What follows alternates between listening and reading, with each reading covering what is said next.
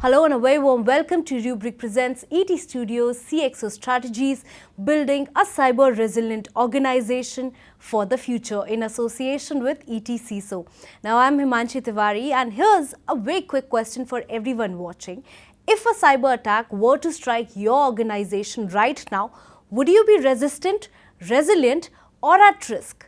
Because in today's digital-first world, where ransomware strikes every 11 seconds and where data is perhaps more vulnerable than ever, it's no longer about if a breach will happen, but when. The question is, will your organization be able to bounce back quickly and continue running securely and confidently? Now, that's the real test for cyber resilience, and that's exactly what we are unpacking today on this special edition of ETCIO CxO Strategies presented by Rubrik in association with ETCIO. Now, a theme, building a cyber resilient organization for the future, and it couldn't be more urgent or more relevant. And I have with me two powerhouses who are deeply entrenched in solving this exact challenge every single day. Now let me start with Abhilash Purushothaman, General Manager and Vice President Asia at Rubrik. He's someone who has helped enterprises across the region rethink data security and operational recovery in a cloud-connected world. We also have with us Abhishek Bansal, who is the Chief Information Security Officer at Max Life Insurance, a leader who is not just protecting sensitive customer data but is also transforming the very culture of security from within. Well, gentlemen, thank you so much for joining us for this very important and relevant conversation. And I'm going to quickly jump into something which is very foundational to all of us. We are talking about cybersecurity. We all say that cybersecurity awareness is step one, right? But we know that, let's be honest, that it is not the only step. Cybersecurity awareness doesn't only stop the breaches, right? So in your view, what does it really take for organizations to go from just being aware to actually being cyber resilient? And we can perhaps start with you, Abhishek. No, thank you for the question and for having me here. Awareness does play a very important role because people are still considered as the weakest link. Now, when I say people, it's not only the end users, but also the awareness about the people who are taking care of security, right, of the organization, which is paramount given all operations are becoming digital these days and every part of the value chain relies on technology. Yeah. So, aside awareness, one has to have concerted efforts actually with respect to how technology is implemented and the right technology. Yeah. So, typically, the term which is used very commonly is a security posture in all will require all three, which is people, process and technology. Yeah. So you need to have the right tech, you need to know how it has been implemented and the processes governing it, and then people using it, how are they aware both of the threats and the right usage of technology. All right, thank you so much for that answer, and we will perhaps talk about all the three things that you spoke about. And with that, I would like to move to you, Abhilash, the same question. What does it take for organizations from just being aware to actually being cyber resilient? Thanks for the opportunity. Glad to be here, Abhishek. Great question. We are living in an era where cyber threats have kind of manifested into many different versions, right? We have come a long way from traditional cyber attacks like DDoS attacks and man-in-the-middle attack and all that. And now we live in a digital age, like Abhishek said. You have human interfaces, you have NHIs, non-human interfaces accessing the data. You have your data spread across on-premise, hybrid clouds, in data centers, with people that you know, with people that you don't know. Businesses like Abhishek's want to interact with many other organizations. An insurance company today probably interacts with 30, 40, 50, maybe 100 external actors and external organizations. So building bigger walls, building bigger moats, and fortifying your locks and locking your windows are no longer sufficient to protect your home. We believe that the world has reached a point where you have to assume a posture of assume breach. You have to get into an assume breach posture, which means that you have to at any point in time be ready to get back on your feet and run as if it's an operational blip, not a cyber attack. Yeah. That's the world we live in. Thank you so much. I mean, I've understood that from this that for building resilience, we perhaps need all like culture, the systems, the readiness part that you were also talking about. But culture also shows up in how organizations evolve their response strategies over time, right? And let's bring that thought to the next question, which is for you, Abhishek. How in insurance companies has data resiliency and also recovery strategy evolved, especially with the rising frequency threats that we are seeing and the complexity of the regulatory environments as well?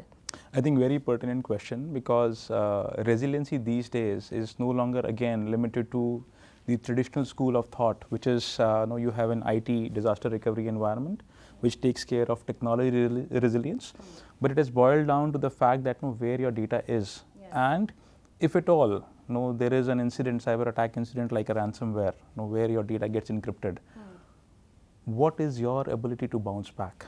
Can you make your organization live, up and running with the data in any scenario? And in some of these scenarios, predominantly your technology disaster recovery system fails. And then how are you geared up? Look, when a hacker is going to hack, he is not going to hack you and announce you the day, fine, I have hacked you, right? So if he's going to hack you, let's say for example, 2 months, 3 months, 6 months, right? That's where the gestation period has been quoted in some of the studies as good as 200 days. So in those scenarios, what is your true source of data, right? Even if you say you have backups, right? That's your posture for resilience. Are they good enough? Or that backup is also corrupted. So that's where you have to think through the strategies in terms of your entire resilience, especially around data, that even if the data copy which I have, right, does it have the right integrity? Is it available when I need it, right? Or is it deep down buried in some storage or old drives, tape drives, where even to recover you will take days, right? So just imagine the resiliency posture these days. The consumption which consumer does today in the era of web apps and the era of Zeptos and Blinkits of the world, where the service delivery is like, I want instant delivery, right? In that scenario, can you really think of resilience strategy which is backed up on your legacy age-old infrastructure? So your resilience strategy has to think through the way your customer requires it today, right? And the new age threats. So I think that's the brief summarization. You need to be cognizant of what your customer needs are. You need to be cognizant of your technology infrastructure. And I think the combination of both will decide on your resiliency strategy. The traditional age-old RTOs and RPOs, you will not be able to honor them with your traditional disaster recovery infrastructure. Yeah, thanks for that, because it perhaps shows that cyber resilience isn't just one big leap. It's multiple steps, multiple small shifts, right? And as companies grow, as you're also talking about, so does their infrastructure and so does the data. And your data now isn't in just one place, right? And today data is everywhere. Cloud, on-prem, third-party tool backup, SaaS apps that you're talking about. So moving to you, what are the biggest challenges you face in managing this data, which is very huge? And how are you sort of tackling these challenges while managing such huge data? Yeah, great point, but I want to add on to what Abhishek said, and I completely agree, and he put it really, really well. The 3 aspects of this whole data thing, right? It's about what kind of services we are delivering, what technology infrastructure we have, and your resiliency posture depends upon that. If you are in the world of today of Facebooks and Netflix and Twitters, where you want instant gratification, you want applications to come up when I click on them, and your users are not going to listen to you when you say, oh, I had a ransomware attack, I take 7 hours to recover, right? It's not going to work, right? Think of how this whole thing, how we reached here, right? For years altogether, we relied on what we call disaster recovery and business continuity plans to decide what should be our recovery time objective, recovery point objective. And those were in an era when your data was destroyed by fire, by a flood, by human error, right? That is when the systems were designed for. Oh, I had a fire at 4 o'clock in the morning. I need to move to my continuity data center. Now, those systems worked wonderfully well for 20 years because we were able to know what is the time of the disaster, 4 o'clock, and we were able to go back at 3:59 and recover a clean copy. Let's take the example that Abhishek said. If your attacker is in there for 10 days, 20 days, 50 days, 100 days, and one day you had a cyber attack, how do you know how far you need to go back? There's no way in the traditional systems, right? The number two is you don't have the leverage today in the instant gratification environment to take 15 time recovery and then find the clean copy and then restore your operations. Ideally, the expectation is that any kind of cybersecurity event from the boards and the large customers that we speak to in Abhishek's industry, in banks, in ITs, is that cyber recovery should be like an operational recovery. It should be a blip. You should be able to come back in few minutes. Then therein comes the whole new paradigm of cyber RTO. We got to change the traditional RTOs and RPOs to say, have you defined a cyber RTO? Have you defined a minimum viable company? To your point, your data is in multiple applications, multiple on-prem SaaS cloud applications. If you are undergoing a cyber attack right now, what are those minimum 5, 7, 10, 20 systems that you need to get it up so that your customer can do their basic transactions, basic activity without undergoing a disruption? So we call it minimum viable company.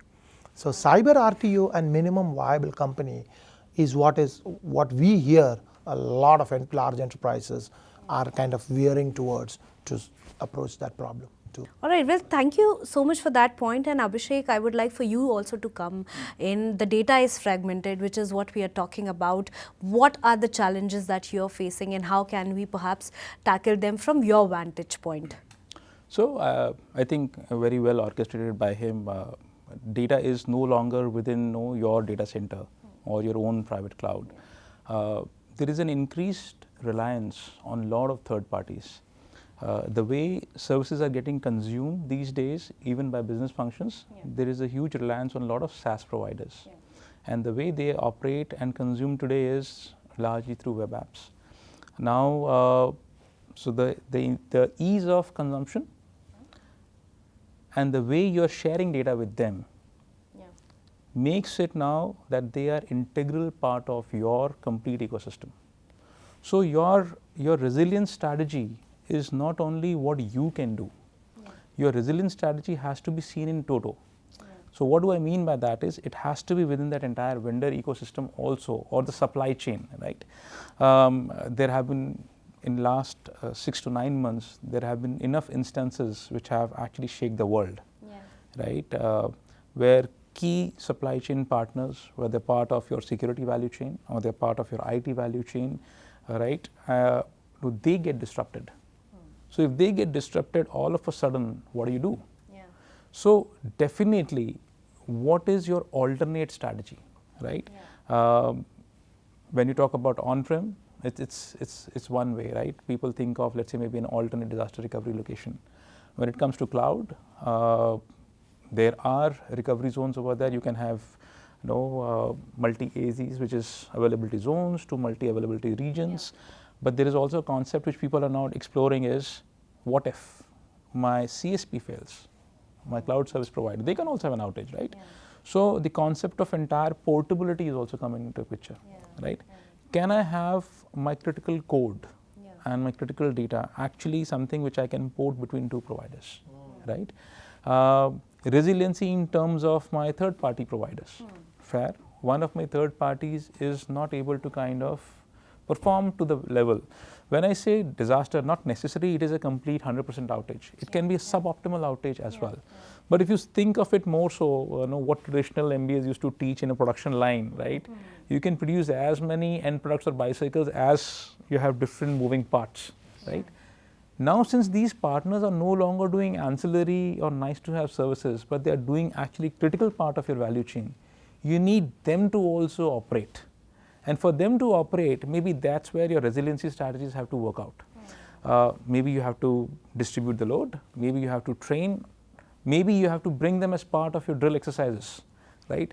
So far, I think that's where even some part of the world is evolving. You would have seen of late regulators and nodal bodies coming up with sectoral drills, right? What if one part of my sector gets impacted, but there is a ripple effect on others?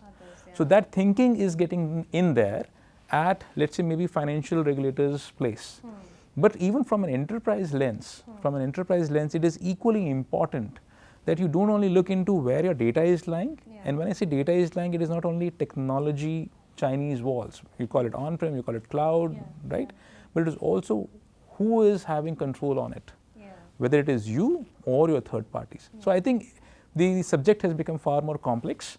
It requires attention because no longer that kind, customers really want frictionless service. You just imagine if you're trying to shop something, Amazon doesn't work, you go to Flipkart. Flipkart doesn't work, you go to something else. So that switchover time has reduced and you don't want to lose your customer to somebody else, right? So I think that's where this is far deeper and important concept now. Yeah, no, absolutely. And thank you so much for bringing that point. While we are talking about data, we spoke about segmentation of data, we spoke about control of data, who actually has the control, right? But if that is the problem, then at this age and in this era, intelligence perhaps is the cure, right? And when we talk about intelligence, Gen AI is sort of stepping in, right, to be the cure for that. Talking about that and coming to you, Abhilash, there's a lot of buzz and some reality around AI, right, around Gen AI. How are you seeing enterprises use AI? Like he has given so many examples on the challenges part of it. But how can enterprise use AI, both traditional and generative, to sort of boost their threat detection or response time and also the overall resilience that we are talking about? Yeah, AI is also the buzzword and also a weapon. It's transformed from traditional AI to Gen AI to Agentic AI now. A lot of conversations and startups and technologies are all on Agentic AI based solution. And I think my take on this is we live in a world where AI is weaponized, and you go into that fight with stones and arrows, you're going to lose. So you have to go into that fight of attackers fighting you with AI-driven, bot-driven attack vectors. You got to fight back or protect your turf with AI as well. If you go in with bows and arrows, you're going to miserably fail. And I think it's that fight fire with fire type of thing, right? You have to kind of do that. One of the things that we have realized in the data space is that the first application of Gen AI that we've seen and that we've also adopted is where we find a lot of cyber recovery, resilience, and ability to bounce back from attacks. That skill is a big kind of limiting factor in people getting back quickly, because that's a very niche skill. It's a security skill and an infra skill and a data skill. In organizations that are, and Abhishek would know this really well, that are siloed, there are skills in security which are not transferred into infra, which is not transferred into cloud ops, etc. Right? And it is as organizations becomes large, this is naturally going to happen. We have seen this across the world, where a generative AI-driven framework helps is to cover the skill gap, to be able to have people without security background be able to perform recovery. People without infra background being able to perform clean copy recovery, etc. Right? Now we are seeing the developing of how we can use agentic AI frameworks and generative AI frameworks to drive generative AI adoption. One of the biggest worries that any organization has when it uses AI to create AI frameworks and large LLMs and all that is how confident am I on my data? Is my data poisoned? Am I exposing sensitive data? Suddenly I create a AI, generative AI based copilot framework and somebody types what is my CEO salary or my CFO salary and it pops up because you have put the sensitive data control on it, because the data is all in data lake. Data lake got this and then the AI spit out the outcome. So these are some of the interesting challenges and that is kind of bottlenecks to adopt AI.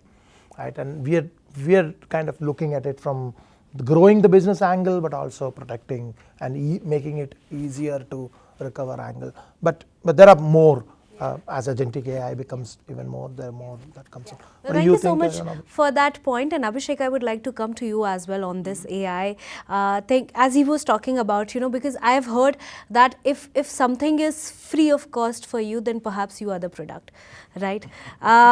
Which is what is happening in the AI world currently, even when we look at from the normal general consumer lens. But on AI, intelligence, I mean, how in your insurance sector, how the entire sector is sort of experimenting and scaling AI, and is it actually helping your SOC teams to sort of stay proactive and efficient? Because at the end of the day, that's the goal as well. Okay. So when you talk about AI, right, the new fancy with AI right now is actually coming with GenAI, right? But AI has been there, I mean, almost since last 15-20 years. The entire concept of SOC, which is run through a tool called as SIEM, Security Incident and Event Monitoring. The way it operates is that you have logs, tons and tons of logs getting generated from multiple systems. They can be your firewalls, applications, right? These logs are practically, they used to be kind of driven by certain rules. And based on those rules, people used to identify security incidents. As simple as that, let's say for example, if I really operate in 9 to 6 kind of a shift, right? And if I am really found login at 10ish in the night, then the SOC will give an alert. That ideally Abhishek's profile is seen logged in actually between this time, but he's seen now really in the VRs. This has been there since ages. So we have been operating on a lot of analytics actually, since traditional days. This actually got translated into machine learning, whereby now it's not only rules. So this was a rule, right? If I am operating from so and so time zone, if you see me out of bound, you really catch and throw me as an alert. What if I have not created an alert like this? And still the SOC shows you, or an SIM shows you that something is wrong. Because they would have seen a pattern.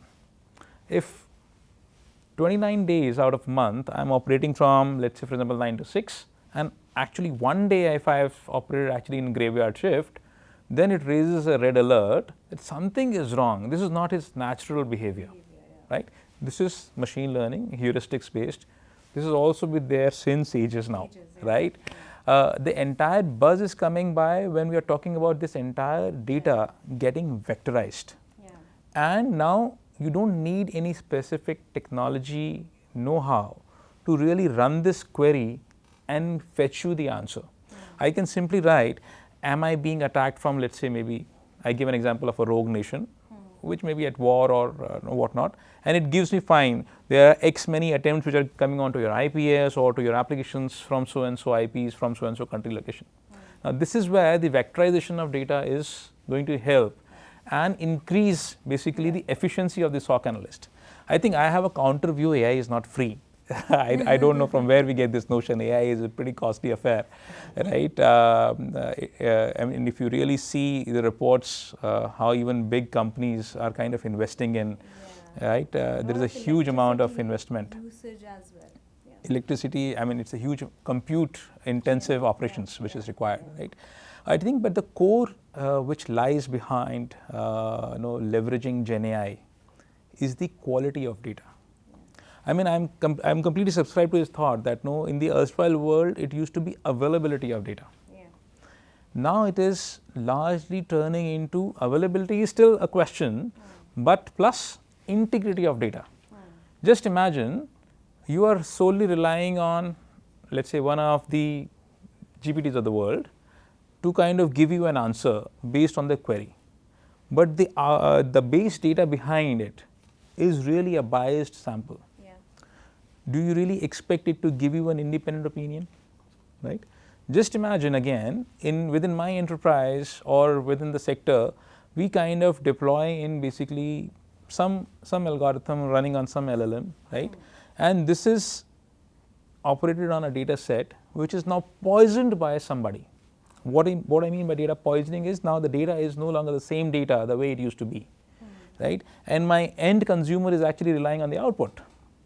So the remit of this now has far bigger business implications.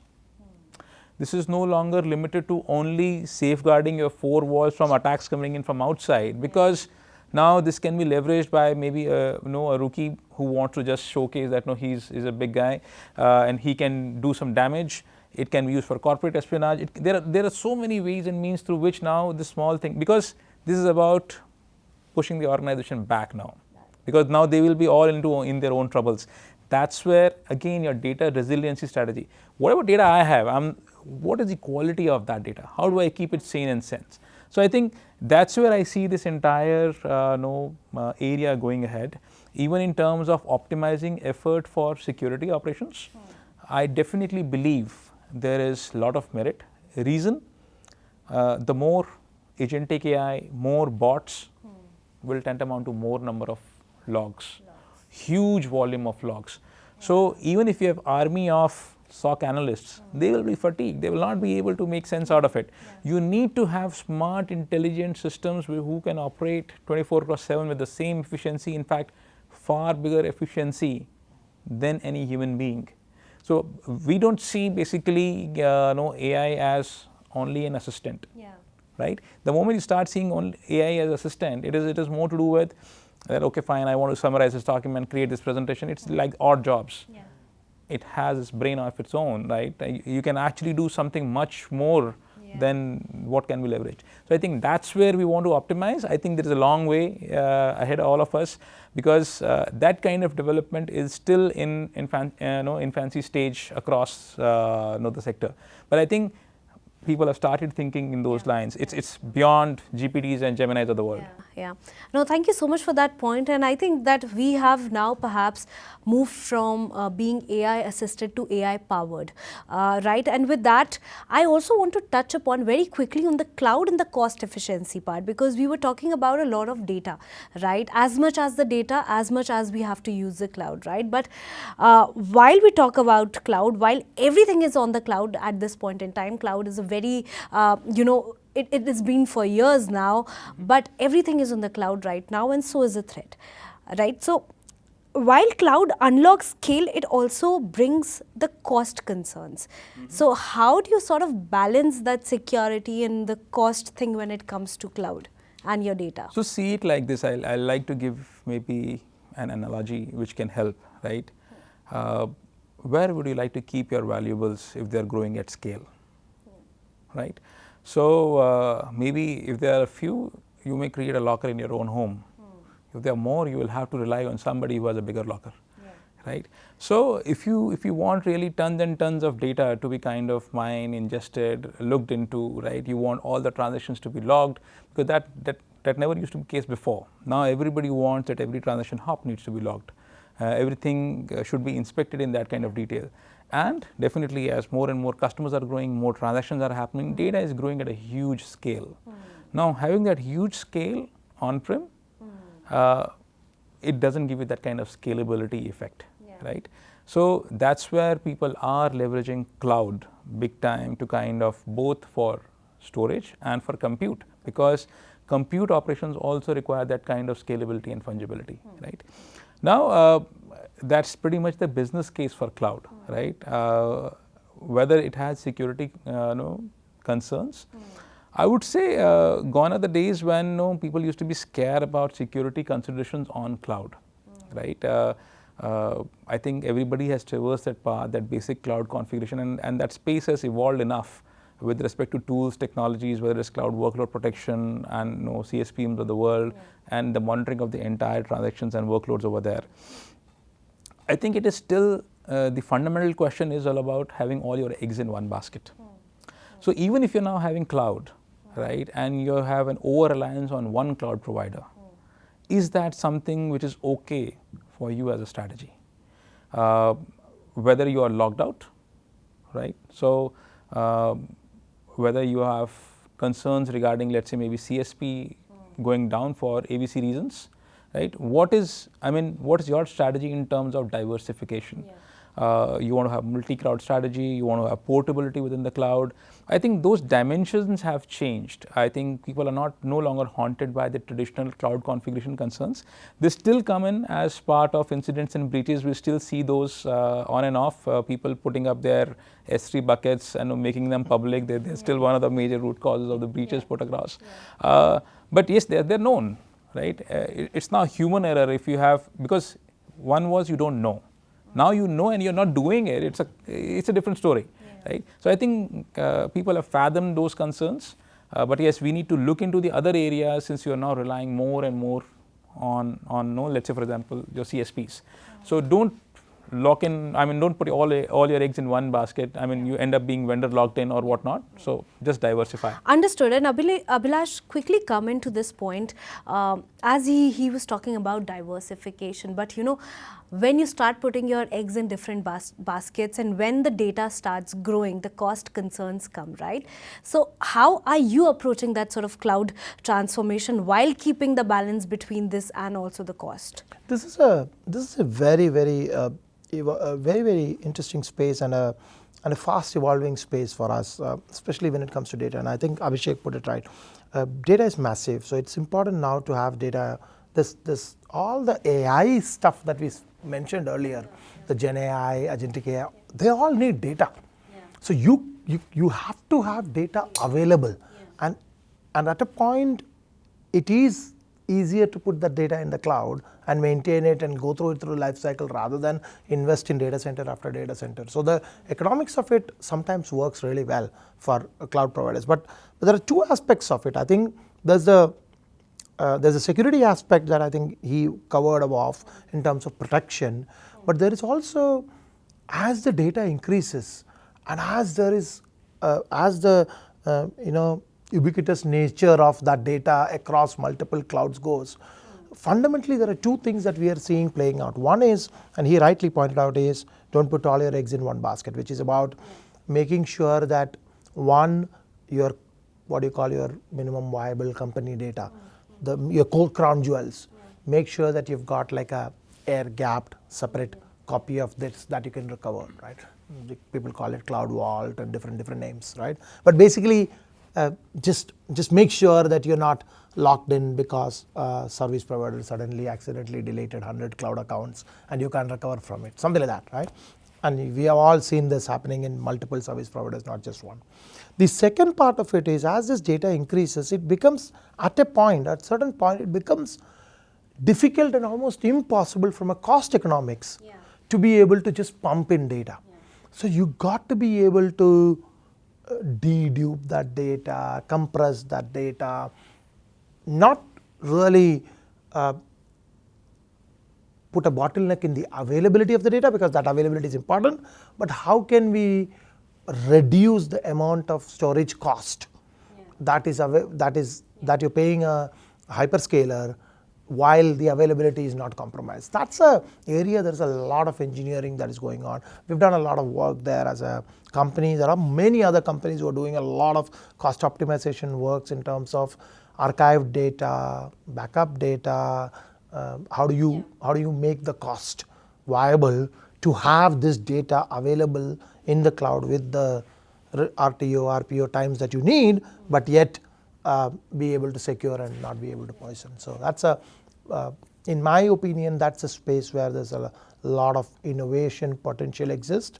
We are of course unlocking it, but I'm sure many other companies across the world are putting their brilliant minds and thoughts into that area. Well, thank you so much for bringing that very relevant and important point. And till now, gentlemen, we've been talking about the now part of the entire cyber resilience system. But what's ahead? I mean, but if we can fast forward a bit, because what's coming next might define how are we redefining the resilience part, right? So looking ahead, gentlemen, what trends do you think will define the next wave of cyber resilience? Is it AI? Is it the new regulations or something else? Maybe we'll start with you and we'll end our panel with you, Abhilash. Okay, I think if I need to do crystal ball gazing actually in the space, fundamentally, I don't see much change, right? Organizations need to protect their value chain, whether you use more and more of Agentic AI, you use more and more of data, you need to be available to your customers when they need it, right? So you need to kind of keep on changing your strategies, the way you operate. I think there will be an impetus on how your vendors are resilient. I think that's going to be much bigger space because you don't own up the entire value chain. So they are going to be sizable part of your resilience strategy. I think that's where I see it. In terms of regulatory space, I think they're getting more and more prescriptive in this nature. I've seen basically all the key financial regulators, whether it is RBI, IRDA, talking about the importance of it. They have actually, if I see last 2 years itself, aside continuity testing and drills, they have started focusing on data restoration testing now. And they ask you to do data restoration testing, whether your backups which you have taken, will they operate at the time when it is required or not. DORA, which is coming, which has been kind of published recently as a standard around digital operational readiness, has been underscoring the importance of vendor resilience. I think it's just a matter of fact. I think whilst regulators are very clear that whether it is your third parties or whether it is you, the entire onus is on to you. So I think it is largely on to organizations to rethink their resilience strategies, especially when they are key part of the data elements, beyond their four walls.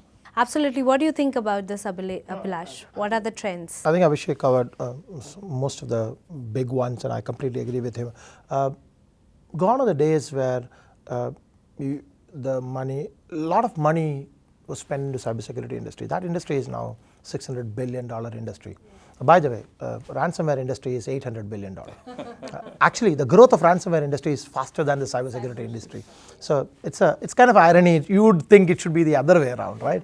But that's the world we live in. We just have to accept the reality that the threats are growing faster than the businesses that are stopping threats, right? So you have to pivot your investment strategy towards operating in a world where you are breached. You just have to. And I see that happening across the industry. Everybody is slowly moving towards it. The regulators, as he said, are already there.